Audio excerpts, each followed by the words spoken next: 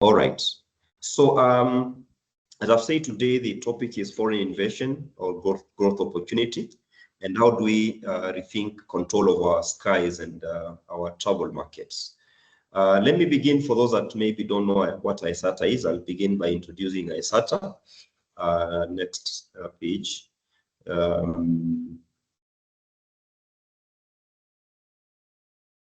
not moving. Okay, there we are. Yeah, so AESATA is the Association of Eastern and Southern Africa Travel Agents, which is a regional membership organization.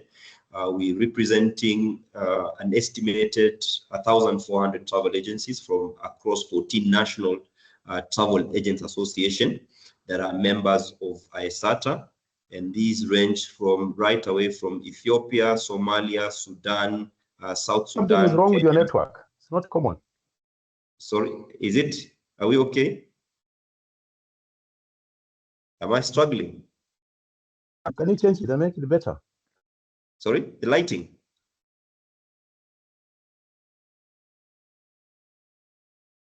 Hello, just confirm that you can hear me.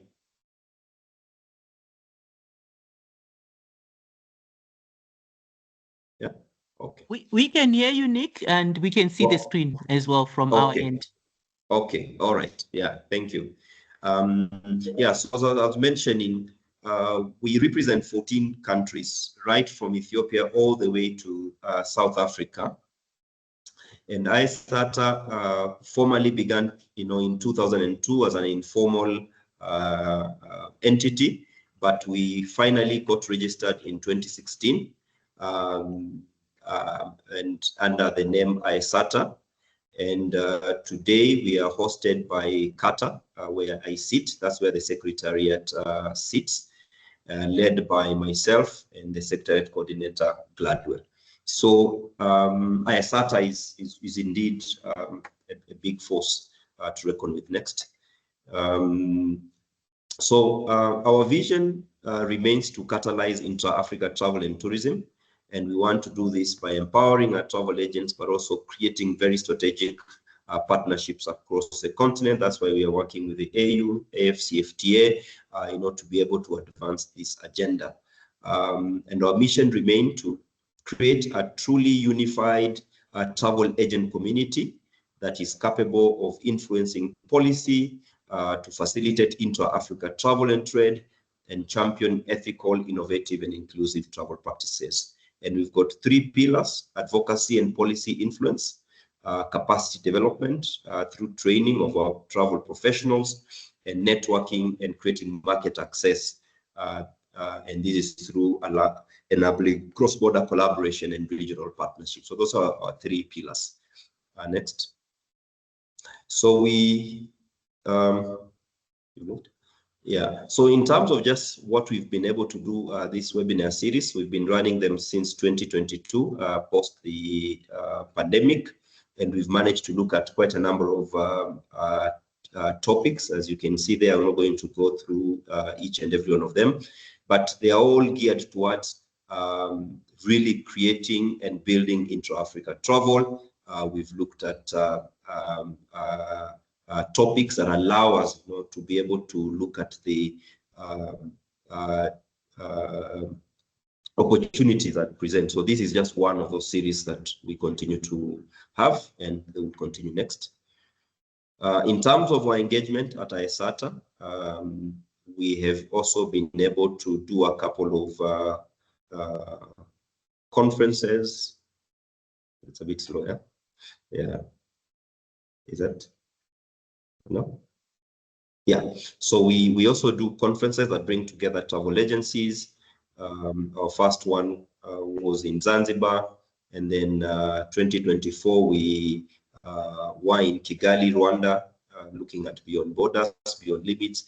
And then this year in October, from October 2nd to 3rd, we will be in Harare, Zimbabwe, under the theme Connect, Collaborate, and Co-Create.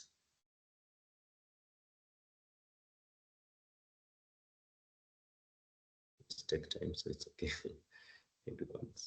So let me provide some context analysis on what we want to talk about today. Just it's not moved, must be hanging.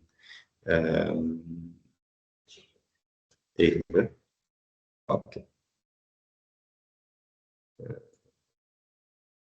It's hanging on the screen at the conferences. Okay, yeah. So we are there. We're okay. I think Dr. Kithitu has broadly spoken about this, and just to alert you, we'll be joined by our speakers for the day.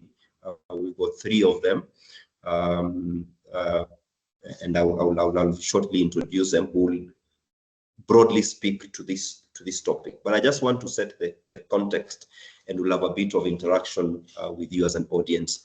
As Dr. Kithitu has said, Africa travel and the sky is really opened up. We're talking through liberalization. There are lots of bilateral agreements, and therefore the continent has become a very attractive destination to many businesses that want to set up in our industry. And I'll be showing you briefly why that is so.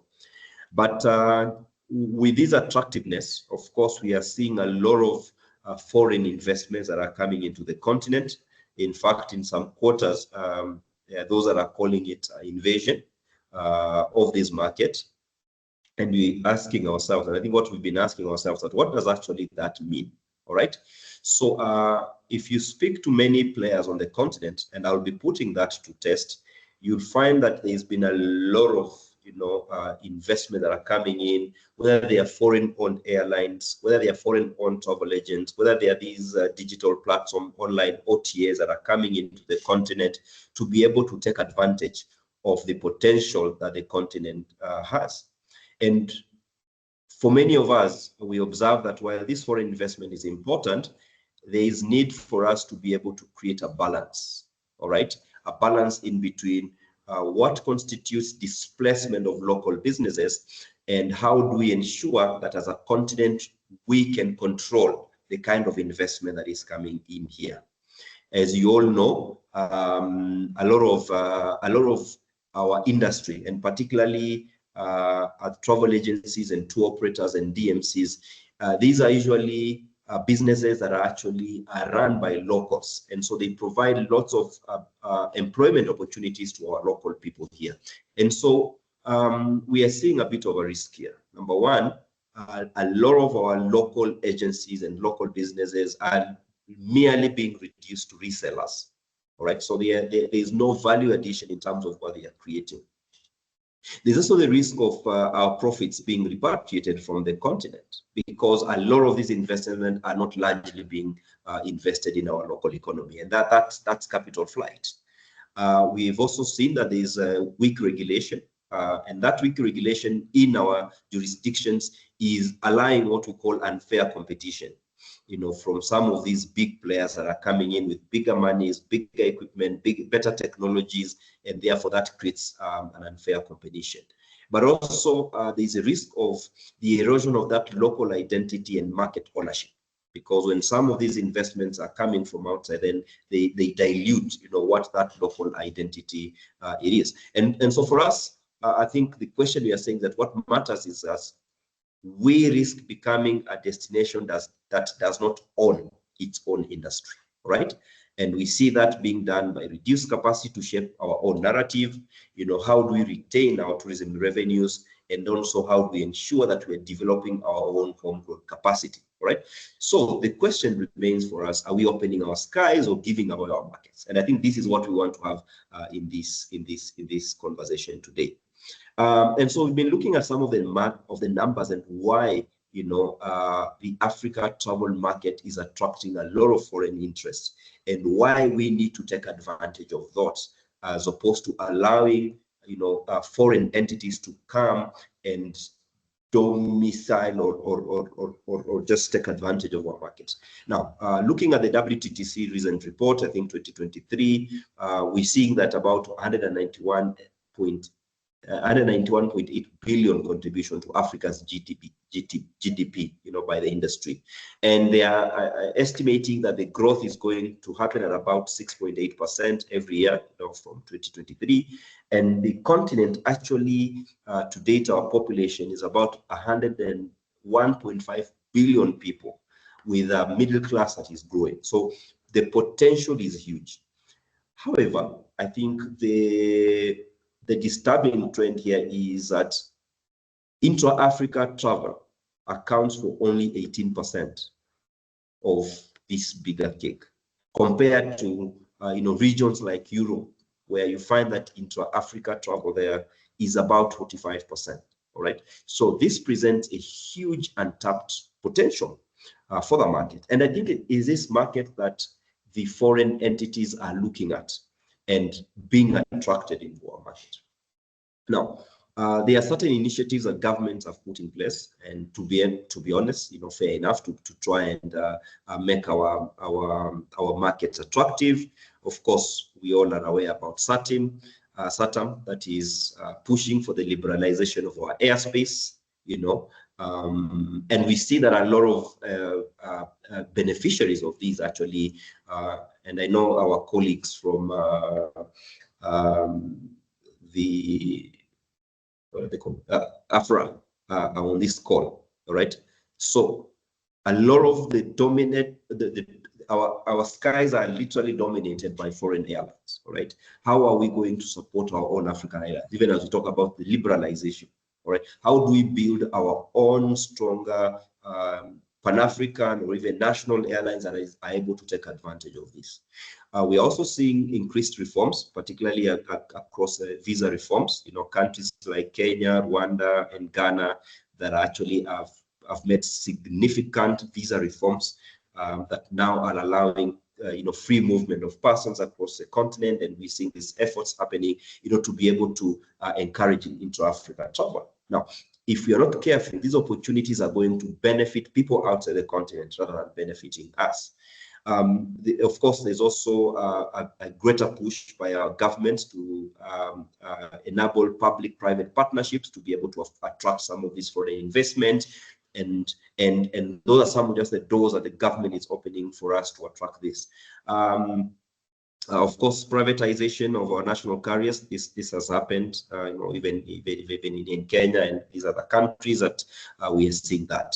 Now, I think the call to action, even as I said, the context here is that we must ensure that even as we invite these foreign investments, they must translate to some equitable partnerships that benefit local entities, local businesses, local people. We also have to find a mechanism to promote regional collaboration. And if you follow me, I've been a very big fan of just saying, can we even push and have Pan-African airline, that can be able to support our growth? How do we empower our local businesses? All right, so that they are not dependent, but actually they're independent, they are vibrant, and they're able to grow. What are some of the mechanisms that actually governments can put in place to ensure that our local small businesses are thriving and they can withstand competition from whatever it comes from? So I think those are some of the things that we just are looking at, right? And before we invite our speakers, and we'll have Folami Yinka from Nigeria, who is the president of the Nigerian Association of Travel Agents. We've got Mercy, who is a former chairperson of the Zimbabwe Travel Agents, who will also be able to speak to this topic, and the others that we'll invite. But we wanted to have just a quick get a pulse of what you think. And so I will ask Gladwell to put some poll that we wanted to take, just to be able to open up and to share the context of what we're talking about on the scale. So we'll invite you to vote, and this will be on Slido.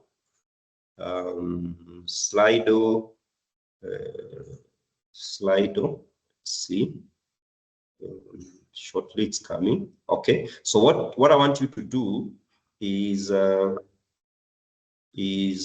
scan that on your phone, when you scan, you will then be able to put in the number. If you go to Slido, just go to Slido, slido.com. That's the other way you can do. Either you can use that QR code. If not, just type in slido.com, and that's the number that you are putting in. And the question we are asking, we want to hear from you, is do you believe Africa is losing control of its travel and aviation market through the invasion? Invasion needs to be in quotes. It's really not an invasion, but but the coming of these foreign-owned companies, is that making us lose our skies or our markets? All right, I just want to hear you. I want to hear what you say, just to be able to set context. Are you able to tell how many people have participated? At 23, it's 24 now. I see we are, how many are we on this? We are about 96. So maybe we can get some good fair share. Just on this question, do you believe Africa is losing control of its travel and aviation market through the invasion of these foreign-owned companies? Maybe we can give ourselves a target of 50%. If we get to 50, then we'll move to the next question. So if you're able to just check that poll, we'll have 2 more other questions.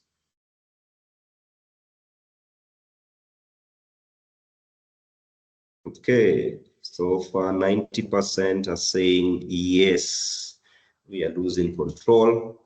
7% of you think that you're not so sure. And then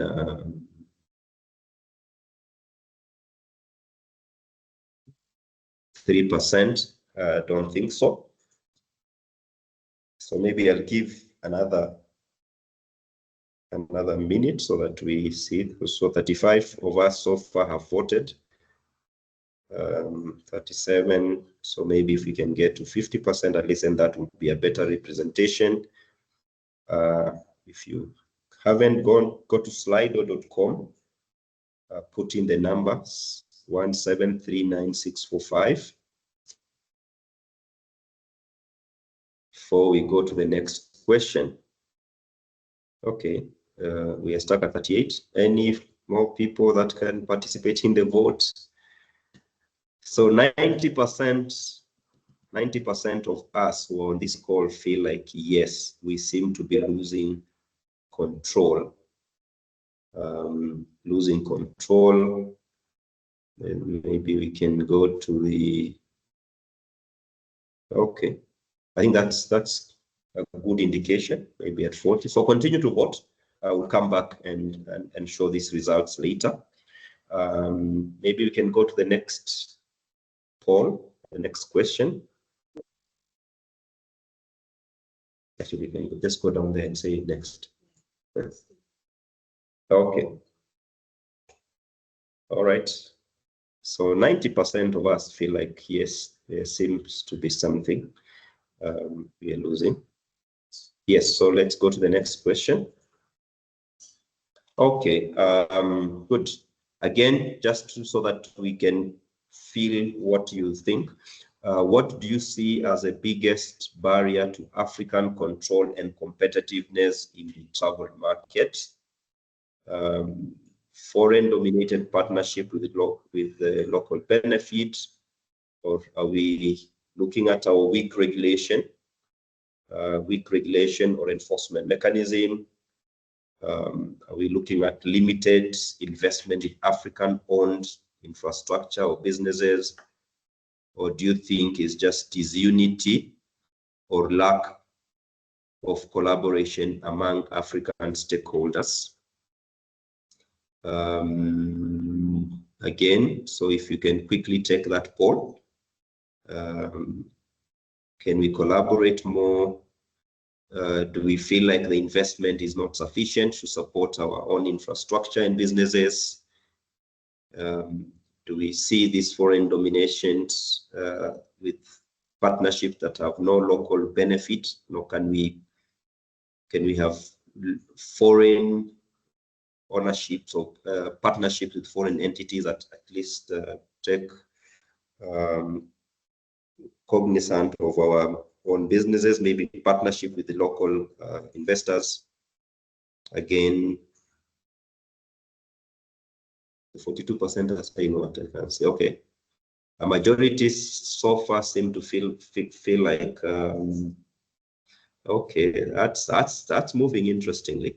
Between weak regulation and partnership with foreign-owned entities, I think those two are literally exchanging. Yeah, so I think those are strongly believe that yes, we just need to encourage partnership with them.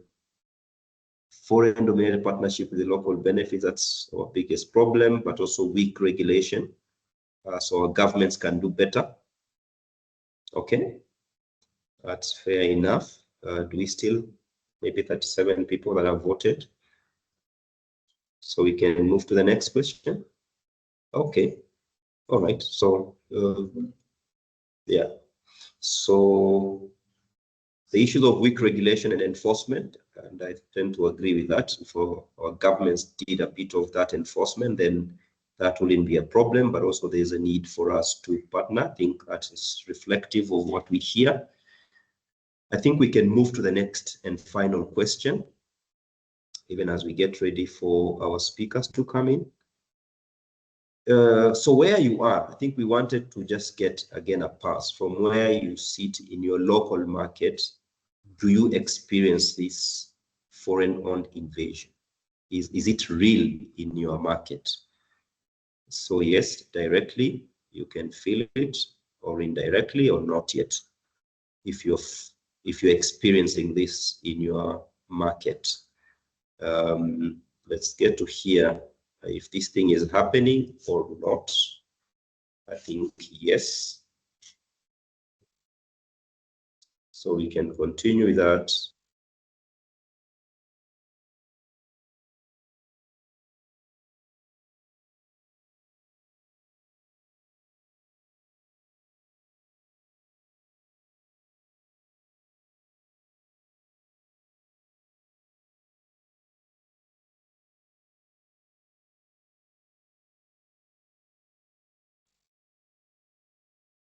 All right, yes, so definitely this is happening in our markets, and therefore this supports the conversations that I have been to and I'm hearing across the market, that this is an issue of concern. Many of us actually are concerned with this. So you can continue to vote. I think the questions will be available on Slido. If you're joining in and you want to participate in either of the polls, I think they will be there and we'll be able to showcase them. I just want to check that we are ready now with our speakers. If Yinka is online, or Mercy.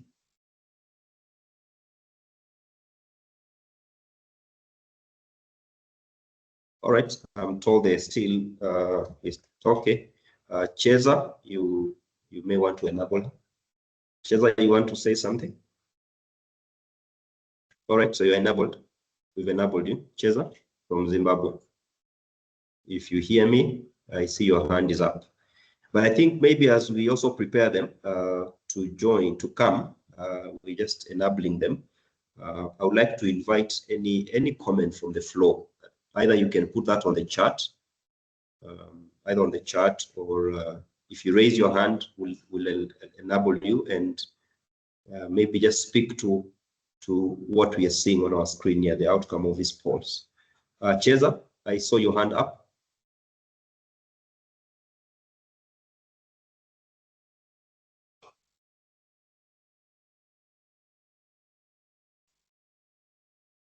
She's enabled. Cheza, you can put on the chat if you have been enabled. You've been enabled, I saw your hands up.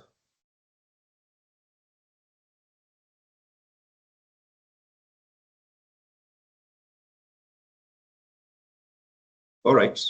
In the meantime, Dr. Kithitu, if you're still on the call. Okay, there's also Patrick. Yes, Nick. All right. I wanted to take your call, but I'm just from what we have seen here, but I saw Patrick raise a hand. So I just wanted some quick comment on what we are seeing on the screen from the poll. You've seen the poll, what a lot of the participants here feel. Yeah, so I don't know what because maybe you will have the summary. Exactly what the poll is showing is what we have been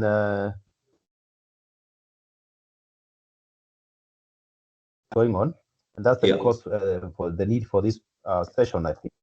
Okay, all right. So that validates the conversations that we've been having. Patrick, I saw your hand up.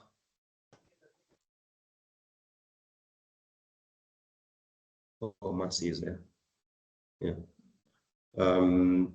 Patrick. Okay. I think you need to enable them. You have. I think it's taking a bit of time. I just confirmed that Mercy is now enabled. Mercy.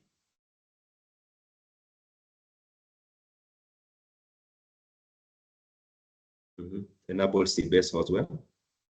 You have enabled. All right. So it may take a bit of a while. We are not enabled, so they are still not enabled. It may take a bit of time, but just continue to enable them. So once you get enabled, either Patrick is still not enabled, they're blocked. Maybe you want to just open up for everybody at least. So I think let's enable everybody so that if you want to have a conversation, we are not struggling. So we'll just okay, I'm through here now. How are you? You are now through. Fine, thank you, Patrick. Yes, I would like just to comment and say, apart from the business environment that they are hacking into and taking away from the African market, another issue I've noticed is the HR.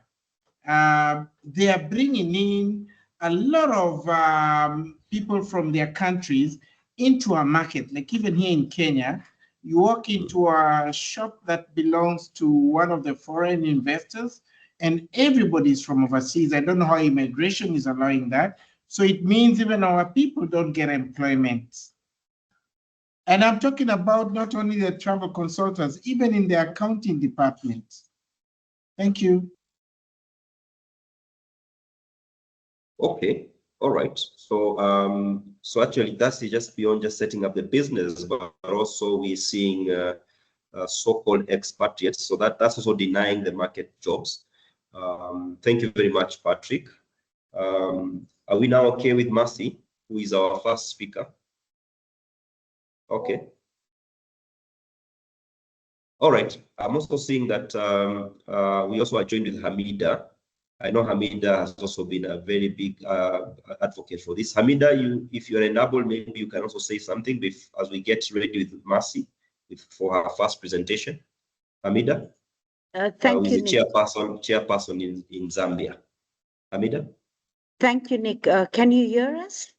Yes, we can hear you.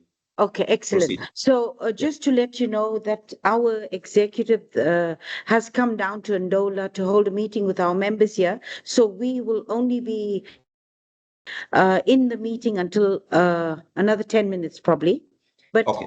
The whole executive is listening in. Yeah, Nick, I just want to say that we had a similar webinar on Monday through APTA, the African Business Travel Association. And this, I think, is across the board, North Africa.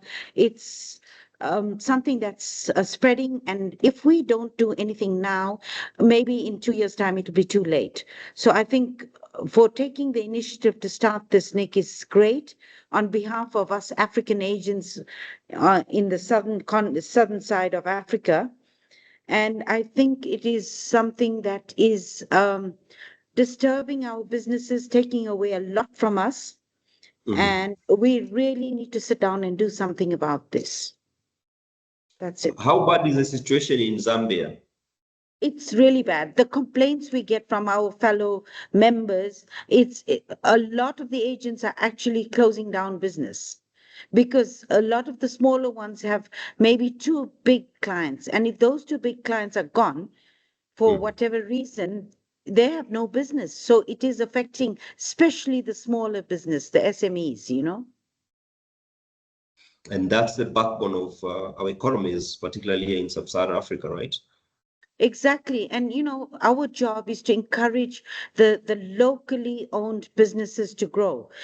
And this is directly opposite to what our job is. So it is really affecting our part of the world. So, if I may ask, before I let you go, because you say you have to leave for an engagement, is there anything your association is doing to manage this? You know, any steps that as TAS you've taken or you've put in place to manage this? Well, what we are doing, we've just started. We engaged with the Competition Commission. They were part of the webinar on Monday. But through them, we are also, number one, rewriting our constitution. So we need to implement some of these restrictions, I would say, in the constitution to begin with, but we're also engaging with the Competition Commission, Ministry of Tourism, and the tourism agency, Zambia Tourism Agency, to see how we can sort of legislate and bring in a bit of sanity into the market. But this is a start, but hopefully in the next 6 months, we will probably have something in place. Okay, thank you very much, Hamida, for your input. I just now wanted to see if we are ready with our first speaker, and that is Mercy Mandevani. Mercy, are you ready now? Yes, if you can hear me. Yes. Good morning. Yes, good morning, Mercy. So, yeah.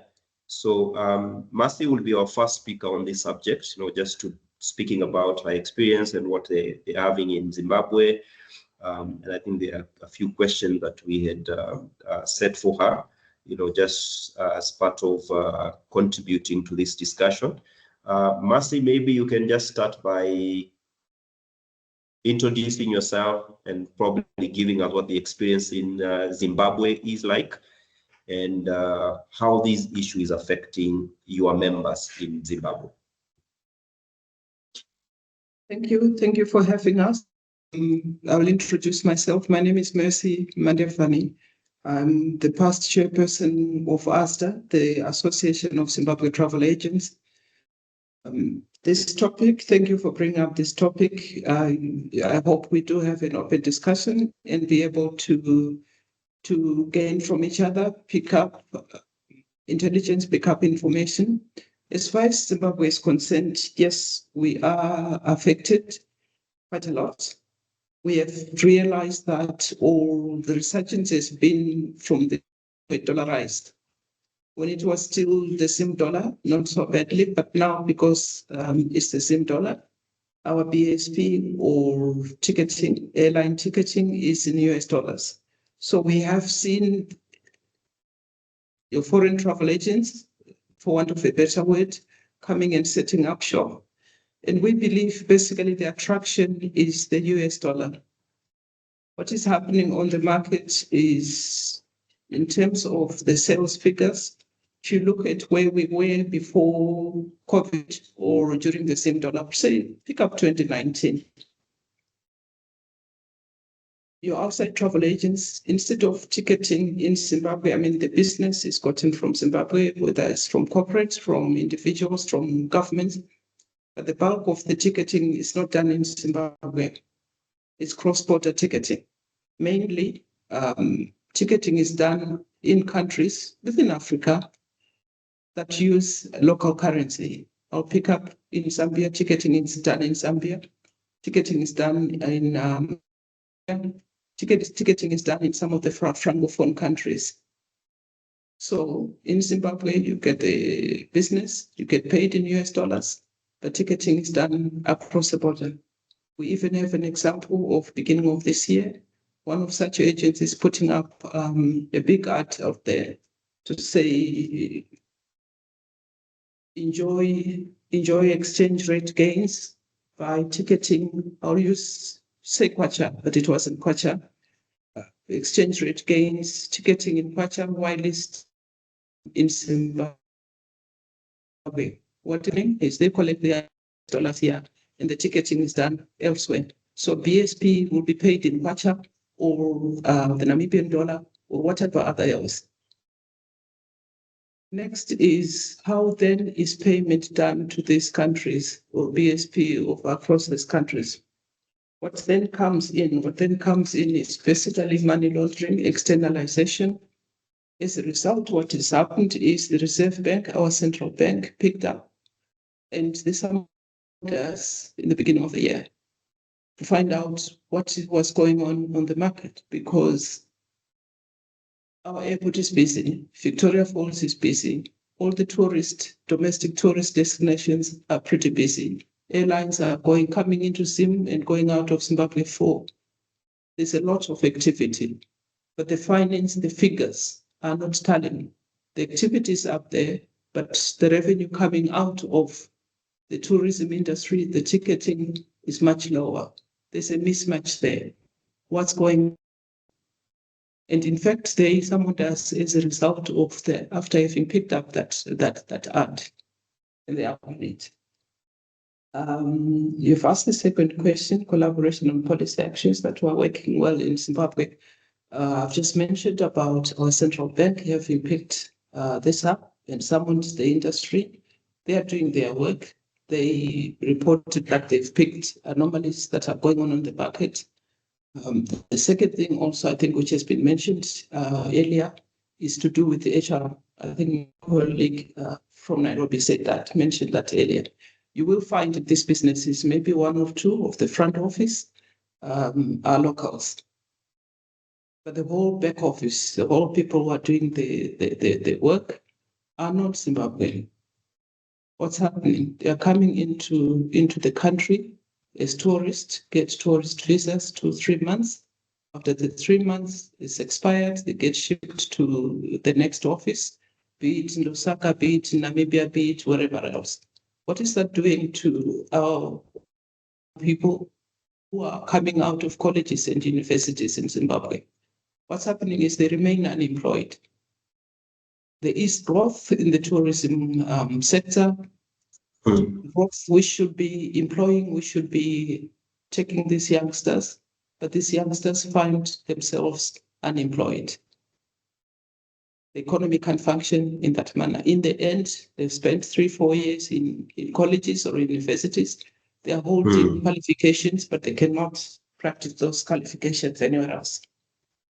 What then comes next is, because there's that rampant externalization, government then finds itself not being able to balance the books. What then happens is just the taxes continue going up, which we find rather unfair, because government is not balancing its books. There is rampant externalization and money laundering.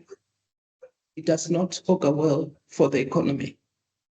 What we then see also is, fair to have discussed at the moment, if they say US dollar is scrapped and go back to the local currency, I could bet my last dollar these agencies will move with their feet, will vote with their feet, because what they are after is the US dollar. It doesn't matter whether they are making a loss, as long as they've got the proper currency that they are looking at. We are working with government agencies, we're working with TBCZ, ZTA, and I've mentioned the central bank. And I would like to believe that normalcy will come in the market. You've asked how do we strengthen cooperation going forward. I'd like to believe AESATA is the way to go, because as your voting has just shown, this is not peculiar to Zimbabwe alone. It's going right across the continent. I think we can work together as the different countries, as partners, and get to a solution. Thank you. Thank you very much. Thank you very much, Mercy, for those very interesting insights. You know, you talk about externalization, you talk about money laundering, and I think this is a really global challenge. And it is easy for our industry to be infiltrated by money launderers, through the sale of tickets. I think that's a reality we are seeing. We also talking about the economic effect it's having, because we are seeing our own resources repatriated to outside countries, and therefore that is affecting tax collections. I think you also talk about the whole issue about the labor, let's face it, illegal laborers that actually come into our markets, and I think that's a problem that I've had. My question to you is, do you see this problem largely affecting the locally domiciled and established entities, or does it work across even with the OTAs, the online travel agencies, and is there a problem with the OTAs in Zimbabwe? Not too huge. Zimbabwe, strictly speaking, Zimbabwe is not a card market. Let me put it that way. Nobody owns a credit card. If anybody has got a credit card, it's not from a Zimbabwean bank, it's from an external bank. We work on debit cards. We're not really a card market per se. Certainly, it's affecting the local operators, because these players, they'll go out there and offer to say, okay, why don't you give up your AESATA license? Then we'll do all the ticketing for you. I mean, really? But yes, they go out and offer. They go out and offer, because what do they want? They want their the sales levels to be high. They want the GDS, the activity on the GDS to be high, particular GDSs. So, like I said earlier, tickets are not being issued. Tickets are not being issued in Zimbabwe. They will pick up to say, okay, in Zambia, I work, say, on Travelport. I want to achieve a certain level of segments. So ticketing will be done there. One, because they can pay in kwacha, because maybe their point system on the GDS Travelport is higher, or Amadeus, wherever, because they are all over Africa in certain countries. I believe that in certain African countries, they've been told, no, you cannot operate from here. I wanted to also just add, the population of Zimbabwe is 15 million plus, and the travel should be higher. Population of Namibia is less than 2 million. Is it less than 3 million? How do you get a situation where the BSP of Namibia is higher than Zimbabwe? We look at the airfares for Zimbabwe now, pre-COVID, you could do Harare, London, Harare. I'll use that example, Harare, London, Harare, on Emirates, for instance, for $2,500, $2,600 US. The airfares now, since COVID, you will not be lucky to get an airfare on Emirates for the same business class for $3,500 or $4,000, should I say. We get a situation where the BSP of Zimbabwe is now lower than what it was before COVID.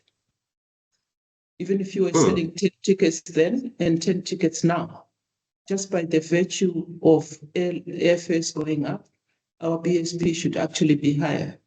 What's happened is our BSP is now lower. What does it do then? When airlines look at where to perhaps fly from, where to make their offices in, they look at the sales figures on the BSP. What it then means is the activity on the BSP or ticketing activity in Zimbabwe is not correctly reported. The flights are leaving full, but the tickets are not being issued in Zimbabwe. So airline X will then decide, why should I set up office in Zimbabwe when in fact the ticketing is not being done there? So the statistics that are given are sparked. They are not correct. Another point I was going to raise is on a 7-day billing cycle. Yeah, every 7 days we pay BSP. And I remember you, Nick, saying, but how do you survive? How do you manage that? We actually do. We've done that for several years. We've done that for several years. How then do these travel agents go out there on our market and offer 30-day billing terms? They will offer account terms for 30 days. We are not saying we are not against competition, but it must be fair. How are you offering a 30-day payment terms on a BSP that is only offering you 7 days? Okay. Very pertinent questions. Very, very pertinent questions. And I think I'm intrigued about the shrinking BSP styles. Because I know in many markets, I could understand, when you look at the graph, then the dip, during the COVID and the recovery period, but the BSPs across the market should be growing. I mean, again, you may not be having the evidence, but it'll be interesting then if you're talking about, comparing the BSP in Namibia and the BSP in Zimbabwe. I don't know. Have you had a chance to do the comparison and to see maybe whether the market is shifting towards us, or where your market is shifting? Have you, as an Australian, had a chance to do some analysis to see where your BSP market share is going, Mercy? BSP market share is going down. We will get the stats. We are actually compiling the stats and documentation to provide to government or to provide to interested parties. Okay. Be interesting to look at that. I don't know whether there is we now have before I come back to the audience, and if you're in the audience and you want to make a comment, you can alert us through the chat or just raise your hand and make your comment. But I wanted to bring in our second speaker, Yinka Folami, who is the president of the Nigerian Association of Travel Agents, NANTA. Yinka, if you can hear me, I can see your hand is up. It will be you to make your presentation, and welcome to the AESATA webinar. Yinka, president of NANTA. Over to you, sir. Okay, yeah, thank you very much. Yeah, thank you for inviting me again to this session. Like you said, my name is Yinka Folami, and I'm speaking from Lagos. Sorry, I'm in motion, and I also have another presentation now, so I will speak quickly. The lady, I'm sorry that I can't mention the name. Mercy. I'm sorry that I can't mention the name. The lady that I just spoke from, I believe, Zimbabwe. She is Mercy. Pasi. Yeah, thank you very much, Pasi. You are exactly spot on. Exactly spot on. Yeah. So the BSP reporting in our markets are shrinking. Like I said, when I was in Kenya, our BSP reporting shrunk by 40%. And she's right. We are not saying that we do not want competition, but it must be fair. It must be respectful to the market, and it must be ethical. You see, what they do is that because of their global spread, they take fares from all over, and they use those same fares to undercut the market. What happens is that when they sell those tickets, right, those tickets do not count for the market. And we all know how data drives every market. Just like she said, if you want to take any decision to invest in any market, you are going to look at the data. And the data is shrinking, is not reflective of the market. Yet, the load is from the market and the planes are full. You see, so it's exactly the same problem that we are having. It's exactly the same problem that many African countries have. I don't believe that they are trading in tickets alone. They are trading in other things, which is probably indecent for me to mention over this session, but I will be happy to share some of the information and documents that I have with presidents of different associations, you know, that we interface with. In two African countries,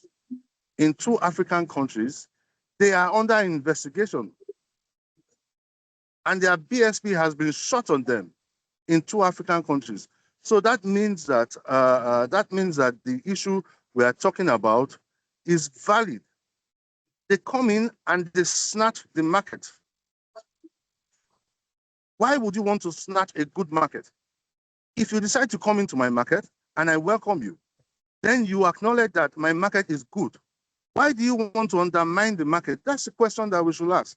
Not that we are anti-competitive and that we don't want them to come in and compete, but they must compete respectfully and they must be ethical in what they do. So that is the position of the Nigerian market. And what I just heard from Percy is very valid and is exactly the same in our market. And we are doing everything that we can do to stop them, including reporting them. And we will, if the activities continue. We do not want any distortion of our market. We do not want any shift in our market, even though we welcome them. But they must respect the market. Thank you. Thank you very much, Yinka, for your comments. And again, I think the question I've asked everybody that has spoken here, from where NANTA sits, are there any specific actions that you are taking to address this particular situation, and anything that the other African markets can learn from NANTA? Okay. You see, we started at the beginning of the year to report them to the competition board. I believe that all markets have their competition and anti-consumer boards, right? Correct. We've started by doing that, yeah, and investigations are ongoing. And the reports we have made about them is basic. It's antitrust. You see, you have no right, even though you can come in and compete, you have no right to exclude me from business. And that's exactly what they are doing. They are using those global fairs to exclude local players from business.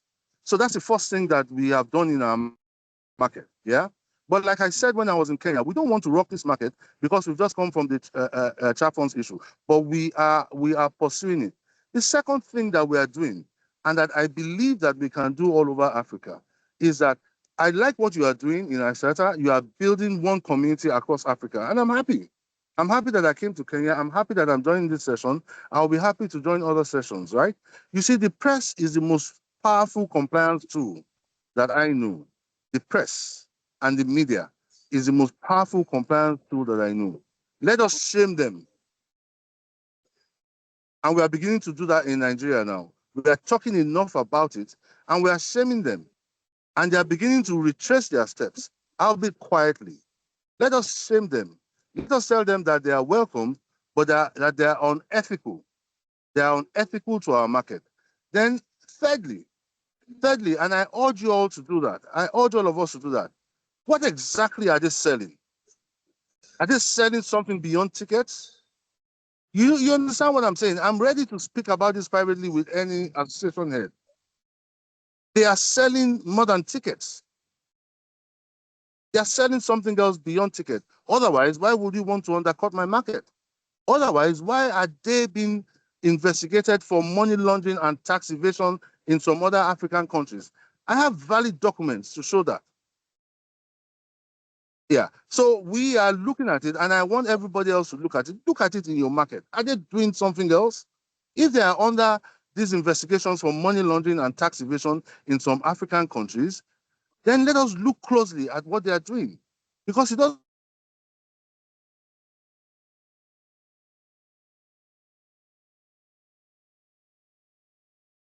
Did we lose you, Yinka? It's dropped off.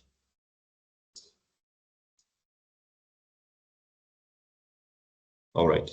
So it looks like we've lost the connection with Mr. Yinka Folami. but he's passionately, speaking about the experience. And maybe when I get him back, I will ask him what the response. And we want to come back to the figure we, that we we read. Yinka, we had lost you. Your last. I know you're on the road, so we lost you there. Hello?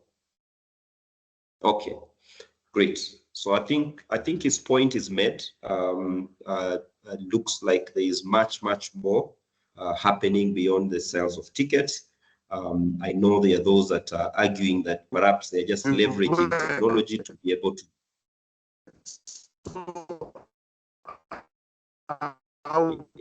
Yinka,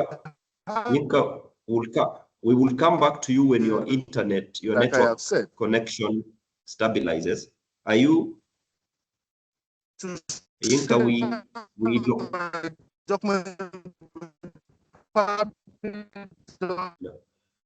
No, Yinka, I think we'll disengage for now. We can't hear you clearly. And until your connection stabilizes, I think we'll want to just hear from somebody else as we wait for your network to stabilize. I had seen Paul raise your hand. Paul, yes. Did you want to make a comment? Where are you joining us from, Paul? I am in Zimbabwe. I am in Zimbabwe. I just want to say just a few words regarding the presentation by Mercy and also Yinka. I just want to say that was quite up to the situation that we have in the country. I am from Tourism Business Council in Zimbabwe, and hence we have also been dealing with these issues in various other fora. And we have raised it to the authorities as well. And we believe that really something ought to be done because you want to level the playing field for everyone. We don't want a situation where someone just comes from elsewhere and comes and takes and hogs the market. And that's not fair, that's not correct. The game should be fair for everybody. And then you will have a market that is decent and that is doing well for everyone. So that's, I just wanted to support the issues raised by Yinka as well as Mercy. Mercy did very well by explaining the background to all these issues. And we are very thankful to her for having raised the issues to the AESATA meeting. Thank you. Thank you very much, Paul. Can we hear any other voices, maybe from other markets? If you're also on the call from the other markets, but also I am not so sure if we have our colleagues from AFRA, if they're here and perhaps they also have a comment on the airline perspective and what they look like. How do we take control of our skies? So if there's any colleague from AFRA that has joined us, I will also welcome you to make a contribution. But others also wanted just to open this now to the floor, so that I can hear more voices before we start thinking about winding down.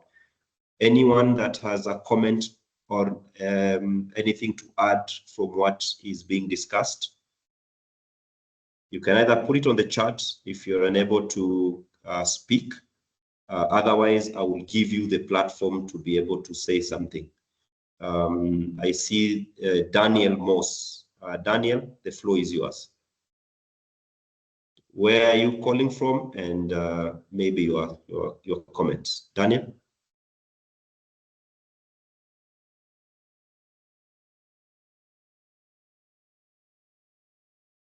The floor is yours, Daniel.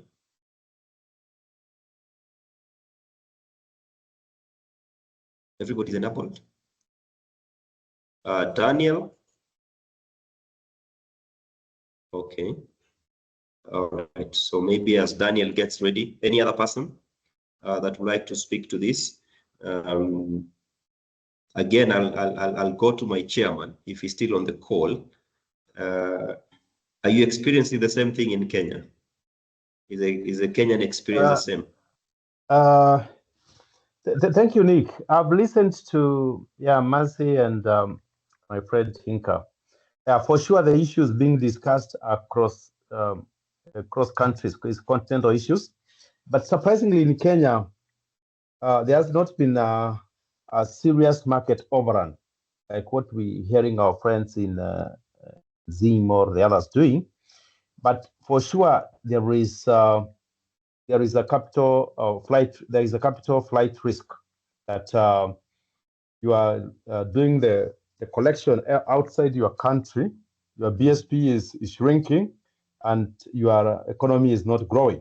However, in Kenya, I think somehow the local agents have been able to somehow to build a resilience such that foreign agents are not day-to-day threats. We are not seeing our businesses shrinking towards them. Probably they found the market highly established with the local agents. There's been a lot of connection between the corporates. But yes, we have seen that they go to corporates. Even some say, I'll give you 60 days, I'll give you 30 days credit. And just to skew the market the wrong way. Some have even gone ahead and issued tickets below cost. So that discussion is still here. It's very hard here. But we are trying to work in a way that we want to see that if the players in the travel industry can be part of the association, then the association can set the codes of conduct and try to make it a bit tough. So in Kenya, it's a 50-50 or 60-40. 60 meaning that local agents are stronger than the foreign agents, but it's a game of time when they start skewing the other way around. So we are going to be left behind on this. We want to create a regulatory framework from whereby it becomes tough. You can't come here and find our cake and start eating it with both hands. That will not be the way out. So that is the position we want to take from this side. Thank you. All right.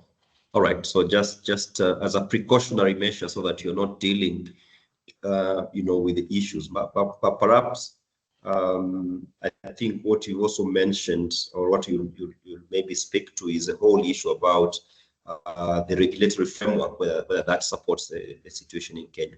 I wanted, before I come to you, Paul, I saw somebody from Dreams World. Okay. Dreams World, if they could, I saw somebody from Dreams World, if they could speak up. Dreams World. Your name, I am so sure that's the name of your company. Dreams World. If you can hear me, the floor is yours.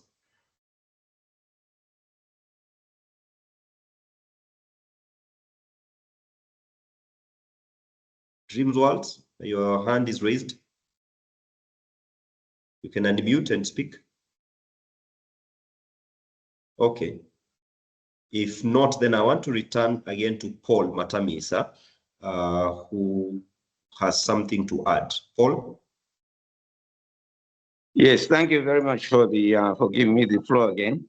I just want to say the gentlemen from Kenya, their experiences might be different from others due to the issue of the laws that are governing the industry in their country. They may have laws that actually have not opened totally the tourism market, and hence they will do better. They will seem to be doing better. But in other places where it is seemingly wide open, that is why you get those kind of issues developing and happening. And Zimbabwe is one such country where we are fully open as it were in the sector of tourism. So I just wanted to add that others might think that these investors are simply shying away from Kenya, but it might not be so. It's just a question of regulations. Thank you. Yeah, and I think there are lessons to be learned there, because I can tell you from where we see also there's an increased interest, in the market, and that's coming. I think we beginning to hear a lot of voices from our own members that just wants us to be cautious, and so we want to take very seriously the lessons that we're learning from the other markets. Is Dreamworks, are you now back? Because I can see your hand is back up again, and as well as Daniel Moss. If you can hear me, please, very quickly, make your points known so that we can move on. If not, then we will strike you up. Yeah, go ahead. Either Daniel Moss or Dreamworld.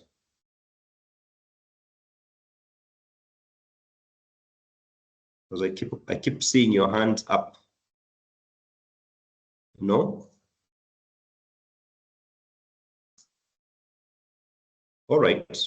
Yeah, thank perhaps you. now. Yes, thank you. Daniel Moss from Afra. Okay, that's Daniel Moss from Afra. Thank you. Can you hear me? Hello? We can hear you now, Daniel. Hello? Proceed, please. Hello, can you hear me? Yes, Daniel, we can hear you. Yes, we can hear you. Hello? Yes, Daniel Moss from Afra. We can. Oh, you can hear me now? Go ahead. Yes, we can hear you, Daniel. Okay, thank you. So maybe just a few points. From the airline perspective, the main driver is, thank you. So the main driver in terms of the airlines would be SATAM, that's a single air transport market. And for us, we stress on the importance of domestication of certain objectives by individuals and recommendations such as meeting visa requirements and exploring the adoption of a common currency. And we're also encouraging our members to operate more so to be able to both the classic and market share of African airlines. The issue to associate arguments for the share of African carriers. The concern is there regarding Africa's stagnant global passenger traffic share. So we've noticed that there's while inter-African connectivity within the regional economic communities has shown improvement, inter-rec connectivity remains limited despite the SATAM commitment. So we're observing that countries or states are actually signing up for SATAM, but it's not translating to inter-rec connectivity. Within the RECs, there's a bit of progress. So what would be good is maybe just to, and this is something we're trying to embark on, is to conduct a qualitative analysis of the member states, which comprise of 69% of the AU member states and 78% of the continent's population, vis-a-vis the regions that are doing quite well, so that we're able to benchmark and share particular insights. The main thing, again, which is underscored by one of the initiatives of Afra is that has also attributed to the dominance of non-African carriers within the African market, has been noted as limited cooperation. So this is something that we are also embarking on, just trying to encourage our members to cooperate more. I think at the moment, those are the points I may have. Thank you. Thank you very much, Daniel, for your thoughts and for the partnership that we have with Afra. Surely we are joined on the hip, so we need to work very, very closely together. Unless there's any other comment, I just wanted to very quickly then, I think, wrap these up in terms of what are the next steps and what we need to do together. And if Mercy, you are still on the call, what are you suggesting, we need to do as players to be able to address the issues that are here, and who else should we be speaking to? Because, and here I'm thinking, do we speak to our airline partners? Is there a mechanism that we can allow particularly some of these players to continue to operate, because anyway, there is a level of investment that you cannot shy away from. But is there a way we can ring fence so that tickets are not sold from outside our markets, just to be able to ensure that there is that unfair competition? Are there opportunities here to work with our GDS partners or our distributor partners or even AESATA to ensure that the whole issue of skewing our markets and allowing other players to have tickets that are actually inaccessible to other players in the market to be able to address? Is this something that you think we need to do as we wind down? Just some of the things we as AESATA can work with our national travel agents association to address in order to address this issue. Thank you, Nick. Thank you, Nick. I think we can work with or appeal to the airlines. The point is, I guess, a sale of an airline is a sale, whether it be done in Zimbabwe or in Kenya or in Zambia. But then the point is, and we have approached our airlines. Say, I'll give an example. Say, from Lusaka, ticketing from Lusaka, you've got three big carriers there. You've got ET, you've got QR, and EK, who are basically doing the same route. So you have airline A saying, "What if we close the Soto, and then the other two are still selling Soto out of Lusaka? What then happens to my market share?" So we need the collaboration. We need the support from airlines to close the Sotos. That's one. I feel that. And then secondly, as we meet or as we collaborate with the government, there's actually ignorance. They don't understand, or they do not appreciate or understand what the severity of tickets being issued outside entails. Basically, the ticket may be cheaper, maybe $20, $30, $40, even $100 lower. So we say to them, okay, maybe you're saving $100, but the whole amount is getting externalized. It's being shipped out to another country. So really your saving of $50, $100 does not make any sense at all, because in the bigger picture, you are losing it all. So there's collaboration. We need our government. We need our, to realize, to understand the severity of the situation. We need the support from the airlines. Also, what I may mention, which I hadn't mentioned earlier, is we raise this with AESATA. And then said, at the moment, Zimbabwe's got, we still have legacy debt, which is from our Zim dollar era. When we did a 1-to-1, one Zim dollar was equal to $1. So ticketing was done in Zimbabwe basically because payment to the airlines was in Zimbabwe dollars. Although AESATA then needed to be paid in US dollars. What happened? What happened is the Reserve Bank, our central bank, could not afford to then be paying AESATA all those US dollars. So we still now, as we speak, have airlines who are not prepared to come into Zimbabwe because there's the issue of the legacy debt. Although, yes, it's a small amount now, but that's coming from that period.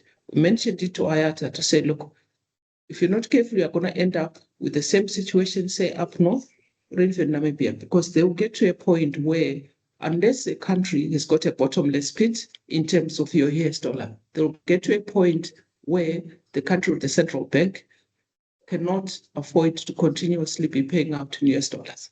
So we need collaboration of AESATA, the airlines, and our governments. Thank you. Thank you very much. Thank you very much, Mercy, for that. I see our colleague from AESATA, Diana Halasei, raise your hand. Diana, I'll give you the floor. Thank you for joining us. Really happy to have you here. Yeah, Yes, I'm happy Diana. to be here and to listen to all the challenges that the travel agents community are facing in different African markets.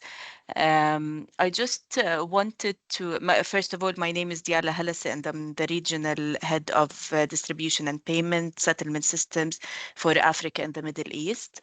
While you were talking, I was checking some BSP numbers in different African markets. For example, let's start with Zimbabwe.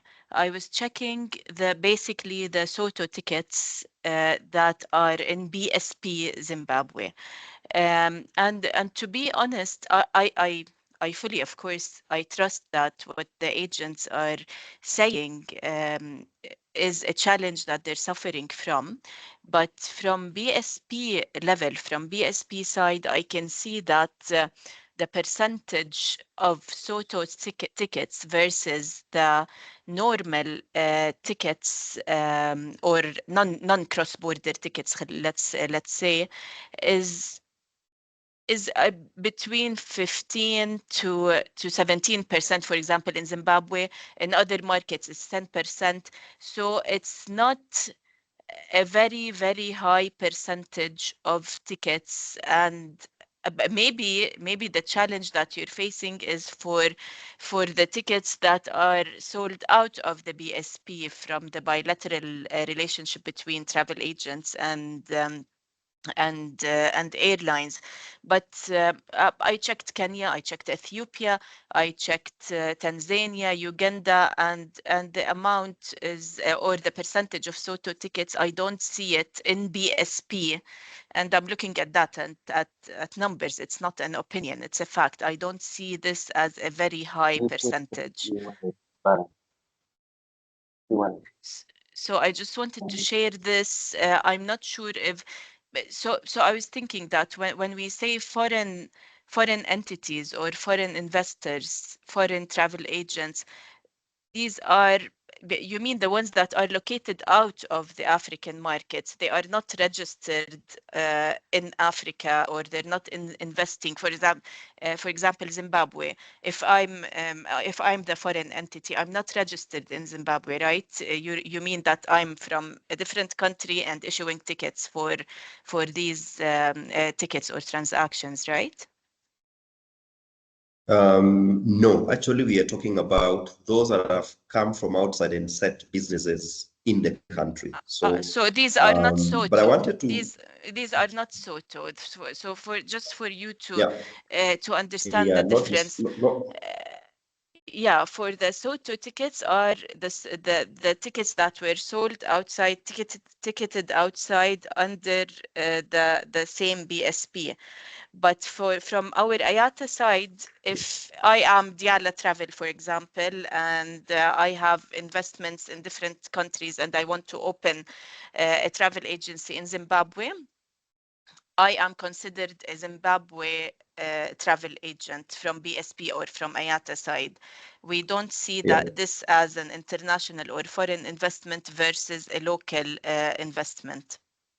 Yeah, so that's the difference. That's the difference how we're looking at it. You know, they are established locally, but they are either a branch of a foreign, a bigger foreign, travel agency. But I wanted to give Joyce. Joyce wanted to speak to this, and I can see quite some interesting comments coming in. Joyce, I saw your hand was up. You wanted to speak to that? Yes, Nick. Yes, Nick. Thank you. Thank you to the AESATA representative who's just finished telling us on the stats. The way these foreign players operate is they will be linked to the different SUDOs in the various countries. So they will not issue from their local office. They'll be issuing for other markets, not locally. Yeah, so this is exactly what I was looking at the SOTO tickets. I was telling you that the percentage of SOTO tickets, if they are not issuing from their local representative, the percentage of SOTO ticket is the normal percentage that we can see it in Europe, in the Middle East, in other markets. It's the same normal percentage. Now, if they're selling from their local representative, this is not considered as SOTO ticket. This is exactly what I was trying to explain. Yeah, but they have a way of issuing tickets in India. We've got examples, for instance. Yeah, we've got tickets here. Okay, all right.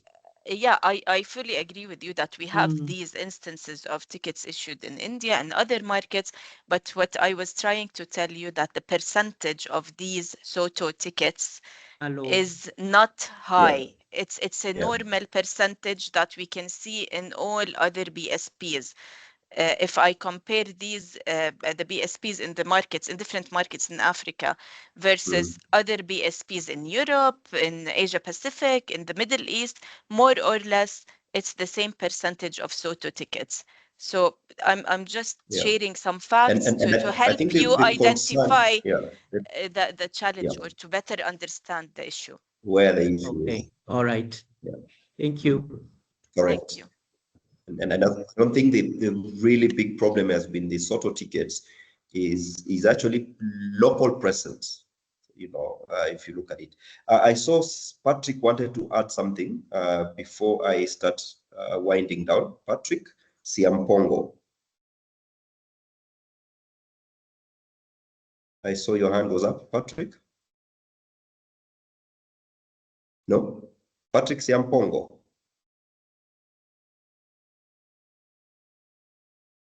Okay. I think some of the questions I had seen on the chart, some of them have been addressed. There was a question about the SOTO tickets.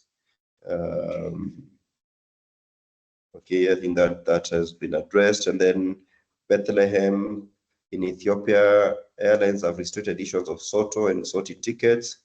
And then Suha, I would like to think that the airlines have targets to meet in local markets, hence may not support SOTO sales. Yeah. All right.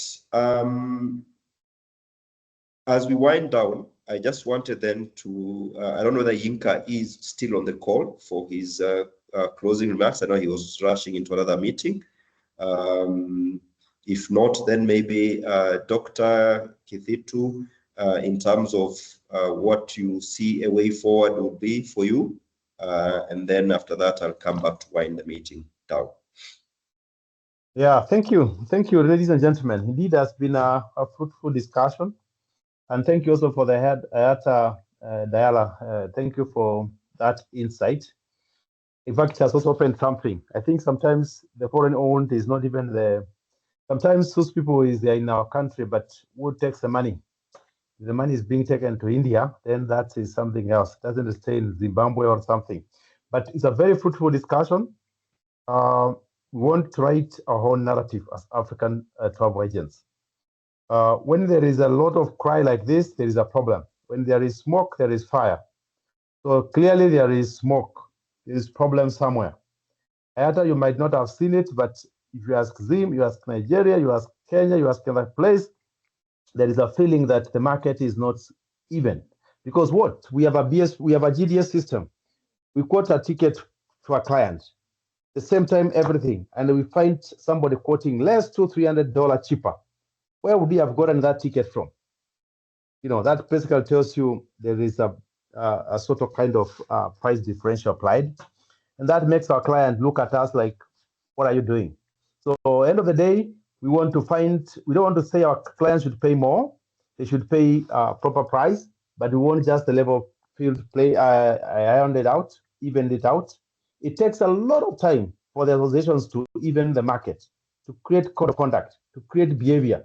And then somebody just jumps in the following day and wipes 50% of the market by just doing what we would call an ethical practice. But by and large, problem spoken is a problem half solved. So we are speaking about this. We are thinking about it. We are engaging the governments. I think it's a message that regulation is key. And not regulation to shut them out, but regulation to operate ethically. If somebody is based in Kenya or in Lagos, why should that person quote cheaper by $200-300 difference on a ticket? Is it getting a 50%, 30%, 40% discount? No way. So those are things that we want to look at, and we'll crack this nut. Thank you very much, Nick and the AESATA team for making this happen. I think we shouldn't stop here. We now, and I'm happy AESATA is joining. This is very, very good, very mutual, because we are all in one industry.